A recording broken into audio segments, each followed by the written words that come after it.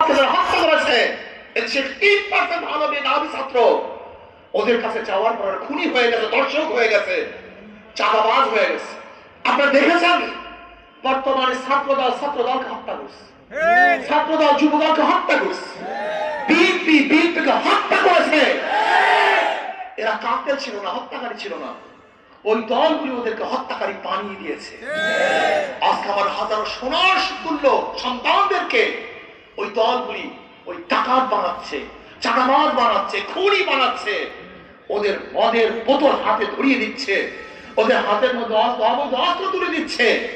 আর ইসলাম যদি ক্ষমতা আসে, আমি বিশ্বাস করি এমন এক পরিবেশ সৃষ্টি হবে যেখানে অফিসে ঘুষ খাওয়ার কথা মনে থাকবে না, গাঁজাশিনী গাঁজা পান করবে না, একজন মাত্র মদের কথা ভুলে যাবে ইনশাআল্লাহ, দুর্নীতি করবে না। আমি বিশ্বাস করি ইসলাম ক্ষমতা আসলে গোটা বাংলাদেশটা জান্নাতের পরিবেশ হয়ে যাবে। প্রত্যেকের জন্য লড়বো। বাংলাদেশটা এমন এক দেশ হবে, না খেয়ে থাকবো সবাই একত্রিত ভাবে, না খেয়ে থাকবো, খানা খাবো পেট করে, সবাই খানা খাবো, বস্ত্র পরিধান করবো, সবাই বস্ত্র পরিধান করবো, যদি বস্ত্রহীন থাকে সবাই বস্ত্রহীন থাকবো, শান্তিতে থাকবো, একত্রিত শান্তিতে বসবাস করবো।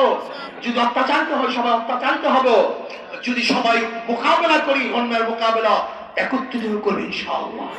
তার মানে হাসবো একসাথে, কাঁদবো একসাথে, সুখ শান্তি করবো একসাথে।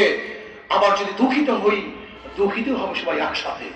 আমরা এমন এক জাতি গঠন করতে চাই, ঐক্যবদ্ধ জাতি, যেখানে ভেদাভেদ থাকবে না, যেখানে ভেদাভেদ থাকবে না ধর্মের, যেখানে ভেদাভেদ থাকবে না আদর্শের। যারা ক্ষমতায় যাবে বাংলাদেশের প্রত্যেকটা নাগরিককে সম্মান করবে, ইজ্জত দিবে। যে স্লোগানের ভিত্তিতে এদের স্বাধীন হয়েছিল, সেই স্লোগান কি ছিল? সাম্য, সামাজিক মর্যাদা এবং সামাজিক ন্যায় বিচার। সাম্য, মানবিক মর্যাদা এবং সামাজিক ন্যায় বিচারের ভিত্তিতে এদের স্বাধীন হয়েছিল। ইসলাম হুকুমাত আসলে সাম্যতা হয়ে যাবে, মানবিক মর্যাদা প্রতিষ্ঠিত হবে। একজন ঋষি, কামার, মজদুর, সে বাংলাদেশের নাগরিক, সে একজন মানব সন্তান, তাকে শ্রদ্ধা করতে হবে, সম্মান করতে হবে, ইজ্জত করতে হবে। আজকে দেখেছেন আমার এক জেলে, আমার তাঁতি, আমার ঋষি, আমার কামার, আমার মজদুর, সাধারণ লোকগুলি যে অফিসারের কাছে যায়, ডিসির কাছে যায়, ডিসি সাহেব তাকে গুরুত্ব দেয় না।